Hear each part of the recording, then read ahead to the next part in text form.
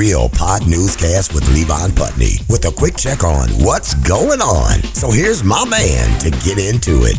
And thank you for listening to this 15-ish minutes of fun stories, parody ads. I'm really having a lot of fun with those parodies, too, working with old coworkers and colleagues. Actually, my daughter was just in the new ass detergent ads I put together. I just ran the second one Tuesday after I put the first one in last Friday, if you caught it. You know what?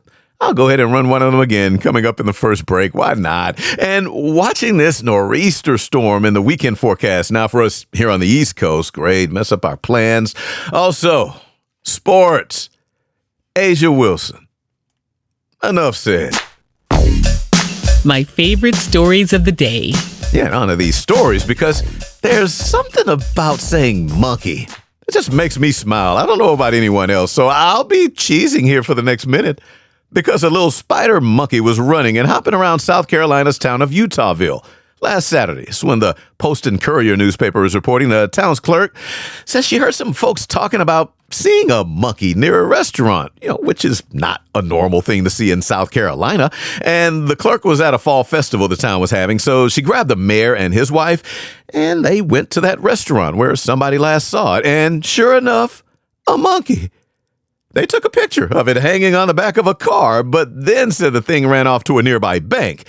And folks at a barber shop came outside right there and said they saw the monkey had already passed by their front window. So think about that. They had to be laughing and confused seeing a monkey hop around like it was running errands. And after it settled down, the town clerk, for some reason, felt this monkey could use a cup of coffee. So she took off the lid of one, set it on the ground, and what do you know? That monkey walked up, bent down, and got a sip. It was also dragging a leash, so somebody lost their pet, at least until the clerk stepped on the leash while the spider monkey sipped hot coffee. Yeah, the owner finally came forward to claim her. She named her Ava.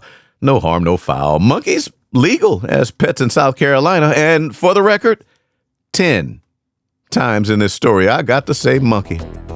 11. Now to the Sunshine State of Florida, where folks are watching these tropical storms off in the Atlantic head this way, just like we up here in the Northeast are looking at that nor'easter this weekend. Well, the National Weather Service, they'll let us know days in advance nowadays, but a few hundred years ago, a lot of ships ended up at the bottom of the ocean because of hurricanes like this one. Back in 1715, that ship sank by that storm was part of a fleet headed to Spain carrying jewels and over 1,000 silver and gold coins until the hurricane sank the ship along with all those goodies, which had been down there off of Florida's coast all this time. But Sky News is reporting a team of specialized divers went down this summer and came back up with about $1 million worth of silver and gold coins. And they say the dates and mint marks are still visible on some of the coins. So that's how they knew it sank in 1715. And before any wannabe treasure hunters get any bright ideas, Florida law states treasures belong to the state. They're off the coast and excavators are given permission. Don't even try it.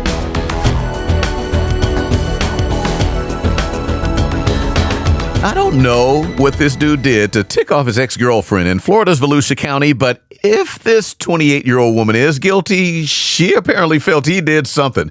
Because Fox 35 Orlando and WFTV9 are reporting about 100 tampons were tossed on her ex's front yard with red paint on them to make them look used.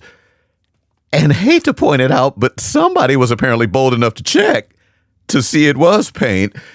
And sheriff's investigators checked security video cameras on the street and said they saw a woman in a pickup that looked like the ex-girlfriend's get out of the truck with license plates traced back to her and threw all the red painted tampons on the man's yard, jumped back in, and drove off.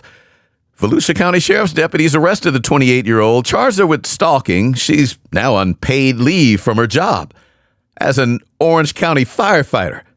Now, anybody know firefighters can only imagine the teasing she's about to get when back in that firehouse.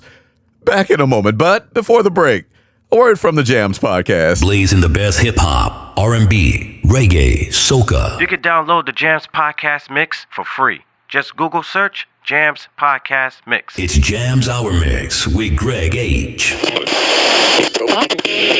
Sometimes an aroma is so alluring. Excuse you? I know, I'm sorry, but you smell wonderful. What are you wearing? Can you please, back up and stop putting your nose on me? Not even strangers, friends, family, or coworkers can resist a sweet scent. I'm reporting your nostrils to HR. A sweet scent is Leg and Hammer Toe's all-new laundry detergent. Investigate your HR complaint, but first I'll have to see, what they're complaining about. I'm out of here. Take that sniffing complaint and shove it up your... A sweet scent. Leg and Hammer Toe's newest best-smelling laundry detergent ever. Just keep your nose away from my...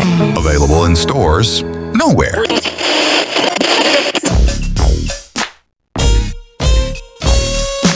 And now for the world around us.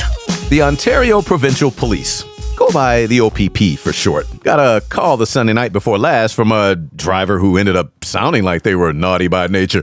This person called OPP saying, "You don't know me," but said it looked like they were being followed.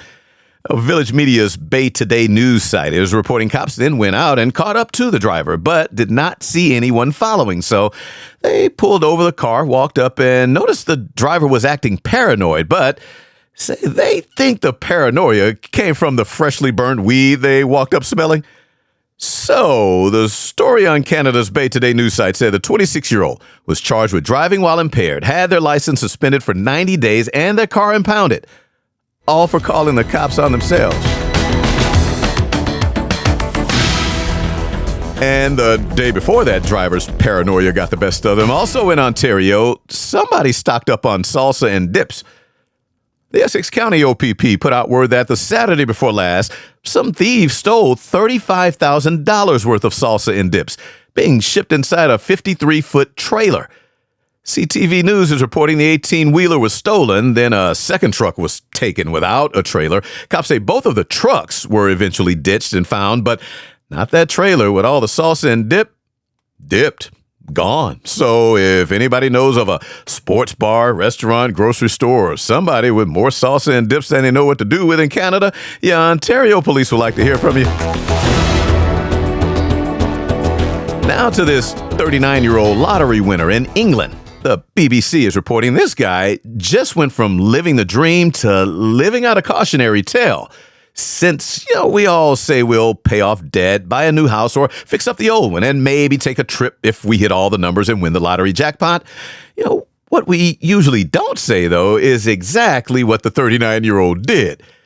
Quit his job as a forklift driver in his case, and commenced to party day and night and day. After all, he said his bank account went from $1,240 to over £1 million.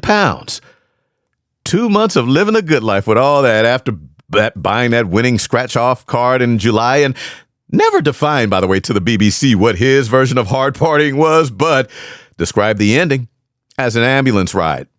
Early last month, bilateral pulmonary embolism, a fancy way of saying ouch, blood clots in both lungs that spread from his leg, 8 days in the hospital, and says he has 6 to 9 months of recovery ahead of him. But he has recovery ahead of him and says he'll be putting his health first from now on. All the money in the world is not enough if not around to spend it. There's a thrift store in southern Australia called Goosey Goosey Gander. It's the name of the store in the old mining town of Burra. And Australia's news.com site got a hold of a picture someone took of Goosey Goosey Gander's front window, which had a sign posted on it. $5 entry, refundable on purchase. Regular customers free. It's a thrift store tax on window shoppers and tourists. And Goosey Goosey Gander's owner told news.com.au it's a small store and tourists will come in from the heat or rain, spend a half hour looking through racks without buying a thing. So they're done being that free entertainment and shelter. Back in a moment. Bathroom rolls, because your butt deserves it. Available nowhere. Enjoy this moment of serenity.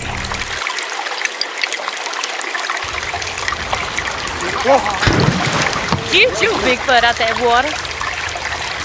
Thank you for taking part in this moment of calmness. Brought to you by ASMR. Music.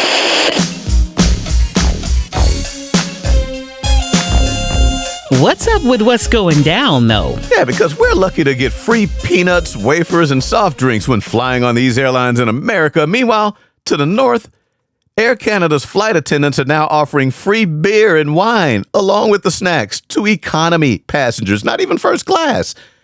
And who wants who to be the 51st state? we could barely get a free smile on a plane here in the U.S.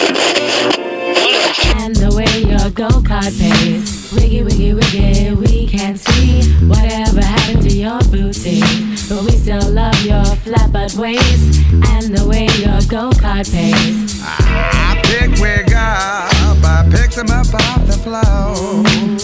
That big bad husband went and got his 44.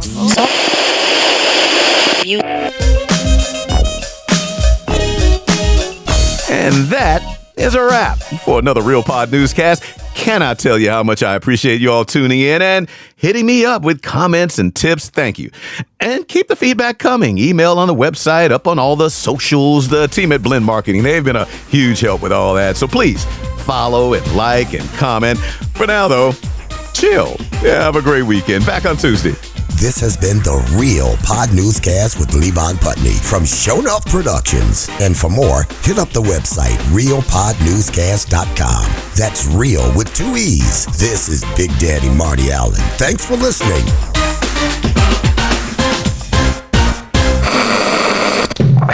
Show enough.